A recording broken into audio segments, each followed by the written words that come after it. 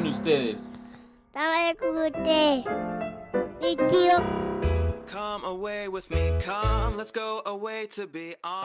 Bueno, iniciamos este tercer capítulo saludando a todas las personas educadas y también a las maleducadas que siguen este programa. Hoy nos estamos preguntando cómo es la vuelta en la educación. Buscamos hacer una aproximación o una pequeña reflexión sobre esta.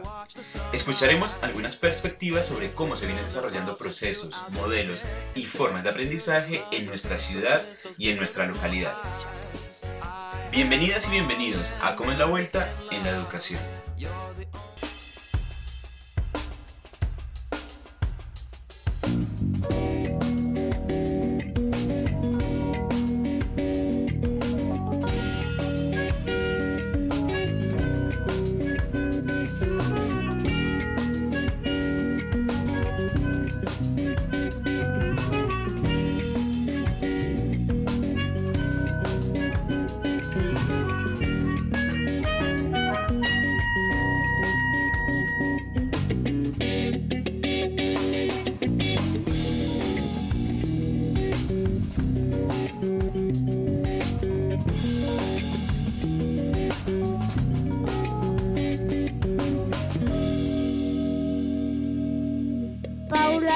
Esta vez también estamos seguros que la mayoría de quienes están viendo este programa en algún momento de su vida pasaron por un colegio, una escuela o un validadero. Y a pesar de que esa es una experiencia que nos marca, que define en gran medida lo que llegaremos a hacer en nuestra vida, la forma en que percibimos el mundo y hasta la manera en que nos relacionamos con otros, no es una actividad de la que hagamos mucha reflexión o que vivamos a conciencia. Iniciamos esta nueva aventura de aprendizaje preguntándole a algunas personas qué piensan sobre la educación. Poli.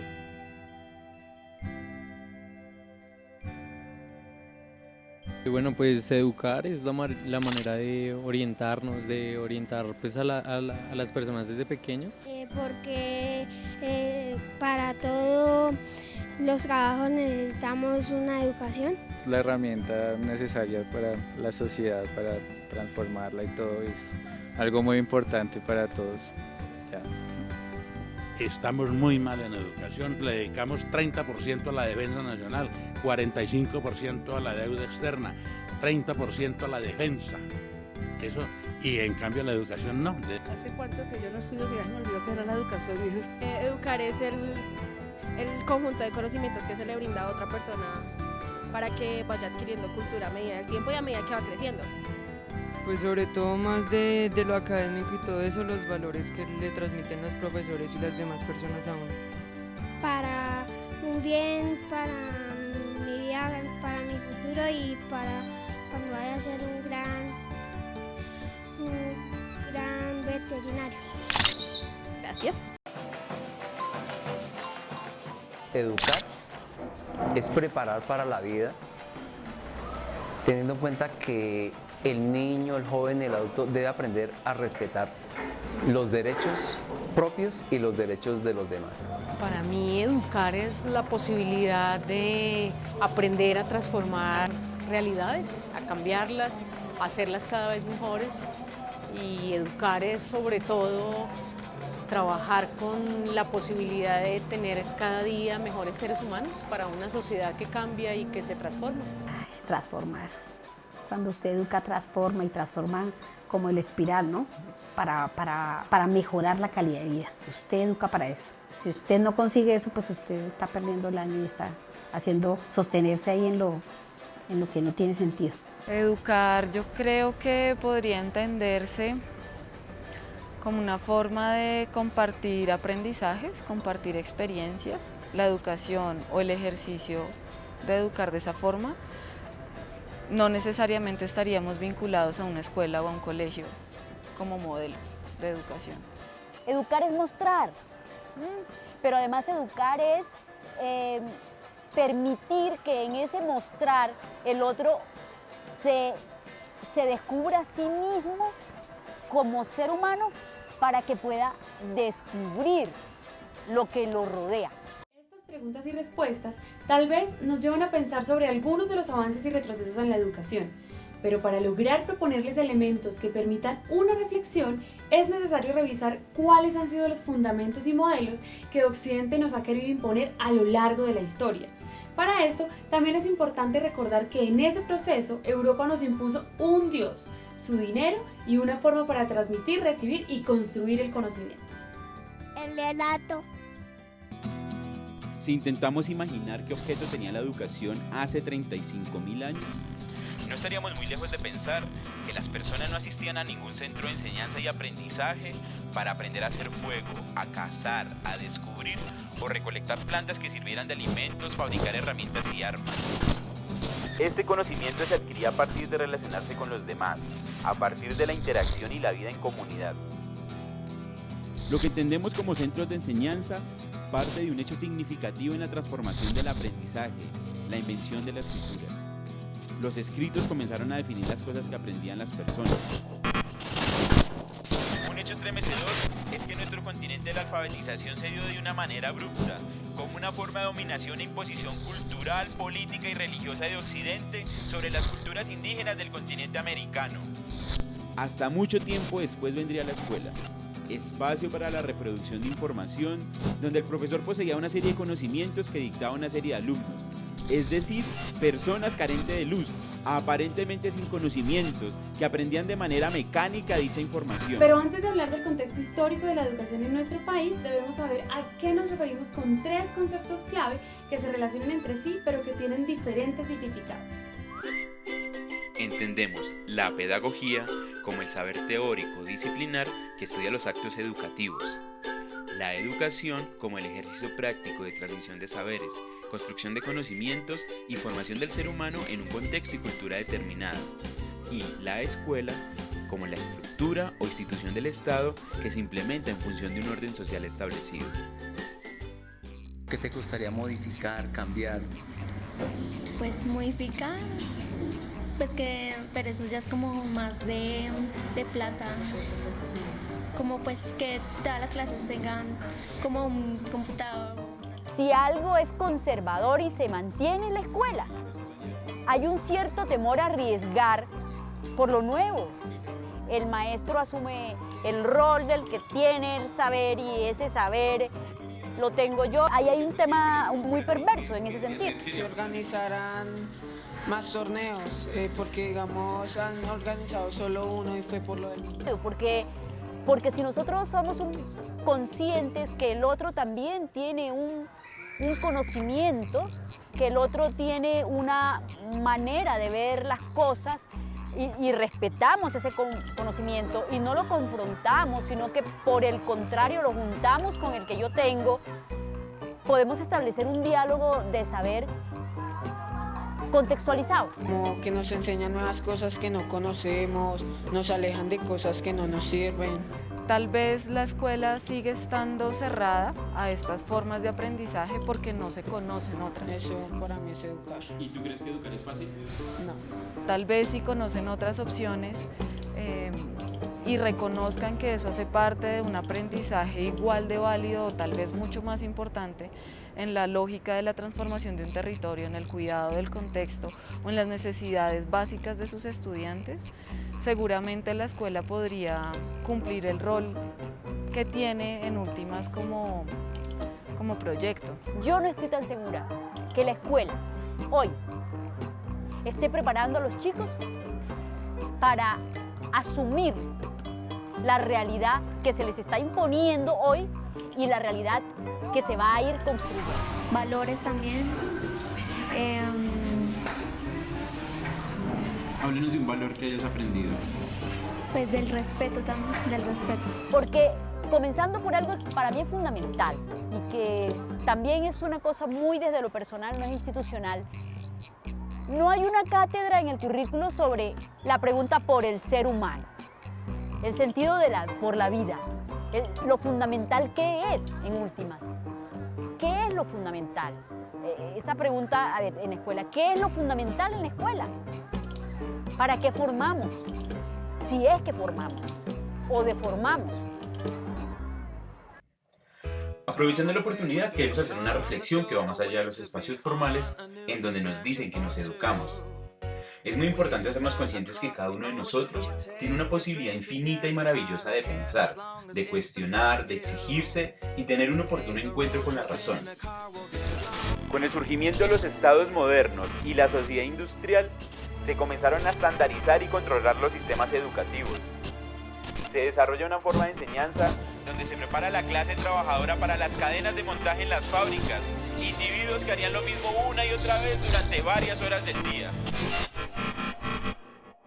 La escuela que planearon para educar a una nueva generación de niños, niñas y adolescentes imitaba ese patrón. Todos repetían de memoria determinada información. Un proceso estandarizado, lineal, en el que les enseñaban aquellas materias que consideraban útiles para la recién nacida economía industrial. Así pues, lo que conocemos como escuela se volvió una gran cadena de montaje, con ciclos definidos para los productos, niños y niñas, que luego de pasar primero por segundo, tercero y así sucesivamente, saldrían al mercado, en este caso el mercado laboral, siendo funcionales al régimen de acumulación capitalista. Para cerrar este apartado, en el siglo XXI nos encontramos con los modelos que reconocen el papel activo del estudiante y la importancia también del profesor en el proceso de aprendizaje. Reconoce que tanto estudiantes como docentes son sujetos de aprendizaje y enseñanza. Ambos aprenden en el aula de clase. Los lemas de estas formas de enseñanza son aprender a aprender, investigar investigando y aprender a conocer.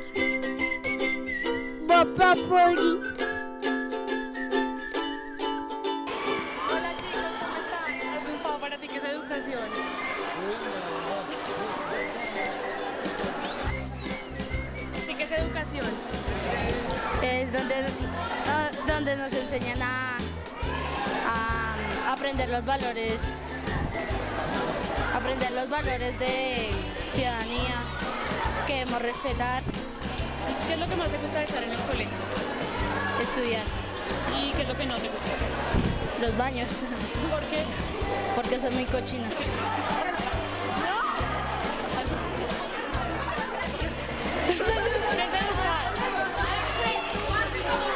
¿Qué es educar? Pues aprender nuevos valores y aprender los valores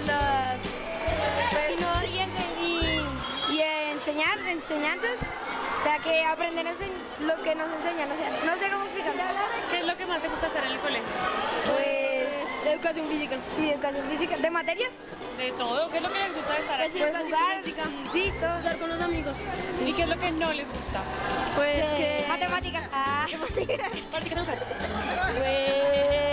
aprender que nos enseñen materias, sí, como por ejemplo matemáticas, que nos eduquen para ser buenos en la casa, en el colegio.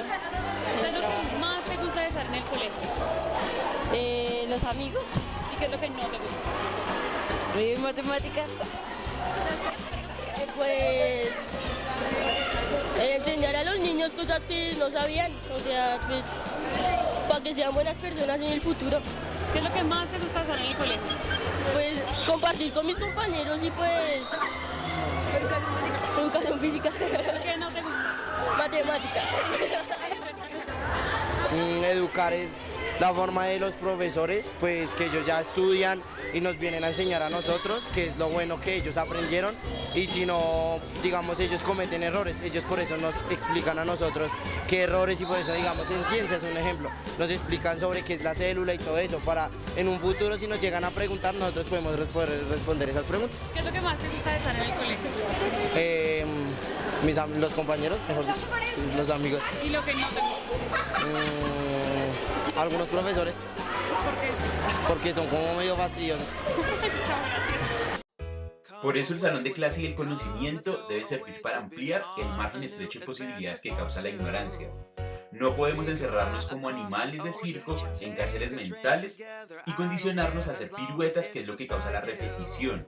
Hay que preguntar, cuestionar, reflexionar y sacar conclusiones propias que aporten al pensamiento colectivo que ayude a la transformación de la sociedad. La calidad y la formación integral tiene que ver con la educación para la ciudadanía y para la convivencia. Calidad es una palabra que ha estado de moda en los gobiernos desde la década de los 50.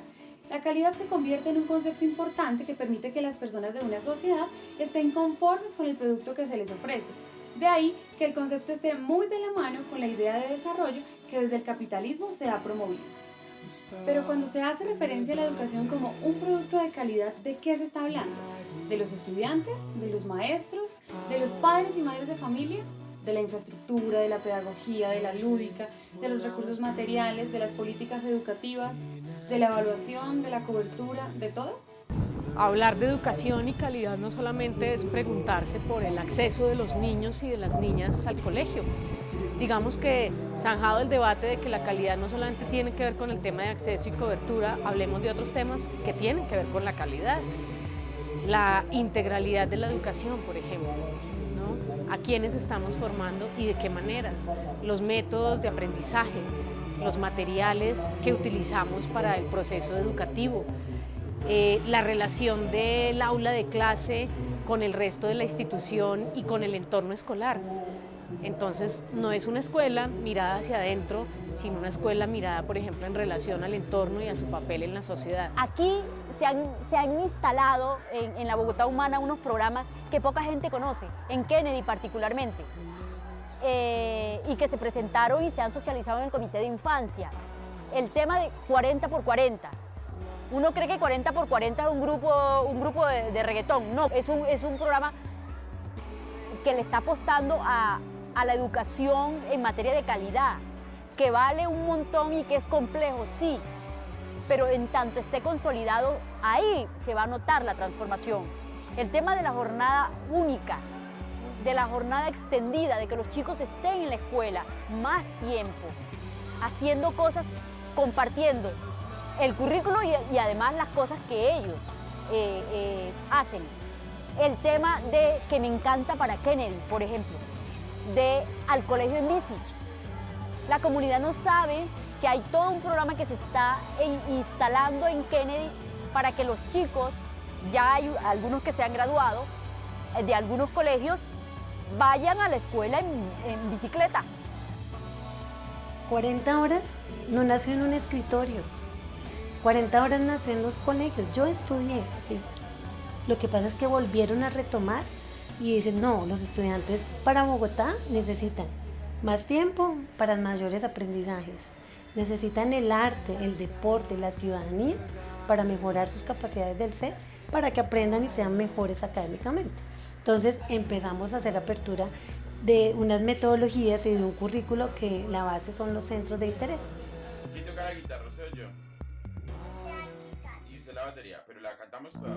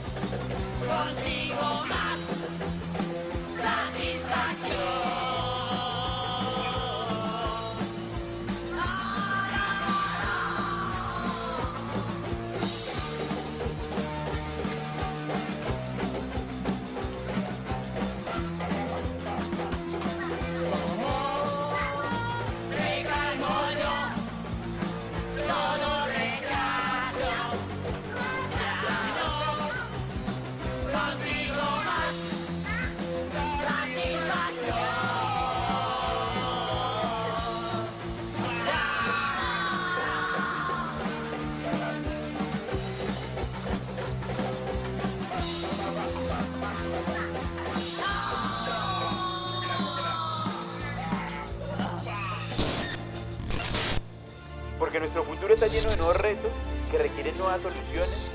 Pensarnos un mundo diferente, con nuevas alternativas frente a la crisis que se presenta, crisis que heredamos de la cultura occidental y el modo de producción capitalista, escasez de recursos, decadencia espiritual, necesidades económicas, proliferación de guerras, epidemias, dominación de género y de clase. La educación se presenta como una alternativa para superar esa crisis de civilización y como esperanza de cambio dependerá de cuán creativa, consciente, vital y variada sea la gente, y también feliz. Para ser felices necesitamos realizarnos y desarrollarnos plenamente. Descubrir y cultivar aquello que nos motiva, que es útil a la humanidad y al ambiente, que nos haga ser sujetos potencialmente transformadores, una educación para la liberación.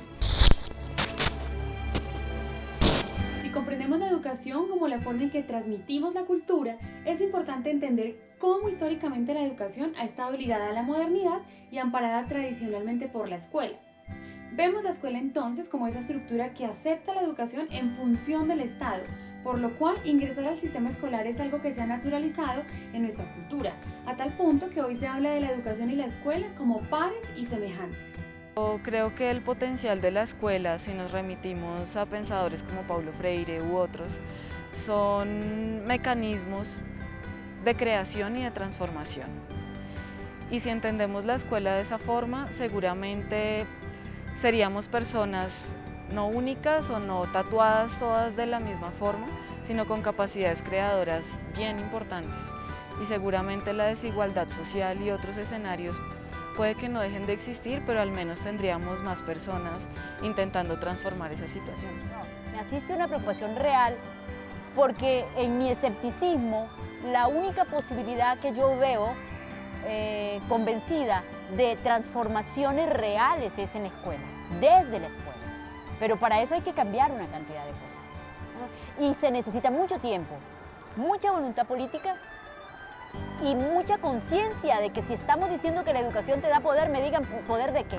Bueno, el lema que está usando hoy la Secretaría de la Educación te da poder, habría dos explicaciones. En algunos casos se podría entender como esa lógica de ascenso social, en donde aquellos que cumplen un ciclo determinado en la escuela obtienen su cartón y pueden pasar, tienen de alguna forma una posibilidad mayor que otros que no lo hacen. Sin embargo, como se está viendo en muchos proyectos, en este caso Ciudadanía y Convivencia y en otros, es pensar realmente la escuela como la posibilidad de transformar unas relaciones de poder. En localidades donde hay muchas situaciones de falencias económicas, la educación es la única salida para que los niños y las niñas tengan una mejor calidad de vida. Entonces, desde el marco de la política de que la educación te da poder, es que realmente una persona que se educa es una persona que mejora su condición. No debemos tragar entero, es importante preguntar a todos y sobre todo. Sin embargo, pensar no es una tarea fácil. Pensar no es algo inherente a estar vivos, no es un reflejo condicionado, ni el resultado de la información adquirida en los centros de estudio y demás sociedades de control. Pensar significa vencer la realidad, es como un oficio, es algo que se logra a base de dedicación, esfuerzo y disciplina, pero sobre todo con crítica y autocrítica. A mí me gustaría muchísimo o invitaría mucho a los que ven este programa, no sé, que cuando un estudiante, que el profesor hable menos y que permita que el estudiante pregunte y hable más, que cuestione, que el profesor sea como ese tirabuzón de incitar el pensamiento, el aprendizaje, la afectividad de niños y niñas, y que realmente permita como esos espacios de diálogo, porque tenemos que transformar la escuela como estaba hace unos años, y todavía hay unos rezagos de esa escuela donde el estudiante no tenía ni voz, ni palabra, ni voto. Eso no es escuela. La palabra escuela para los griegos significaba el espacio del gozo y el disfrute. Que como decía el maestro Paulo Freire, ¿no? Todo acto educativo es un acto político, no todo acto político es un acto educativo, ¿no? Y yo creo que hay que poner a pensar a la gente en eso, ¿no? Cualquier cosa que hace un docente está en términos de una orientación de sociedad, de ser humano que tiene en la cabeza y en el corazón. Habría que poner a pensar si cualquier cosa que hace un político no tiene también una noción de sociedad y de Estado detrás. Entonces creo que es eso. Bueno, terminamos este capítulo y esperamos que mínimo nos quede la duda de para qué nos sirve lo que aprendemos en el colegio, en la casa o en la calle. Que logremos entender qué relación tiene la educación física con nuestra salud y la necesidad que tenemos de ella. Y la importancia de las matemáticas y saber contar, para que no nos tumben cuando vayamos a comprar a la tienda o para entender que vivimos en un mundo desigual. Porque hay gente que trabaja menos y gana más a costa del trabajo de otros que trabajan mucho y ganan muy poco. Que en la clase de sociales, historia o ética nos deben enseñar que esos señores que ganan mucho se les llama capitalistas y que el capitalismo es un sistema injusto, egoísta y de explotación que debemos cambiar. No olviden, esto es como la vuelta y no dejen de preguntar.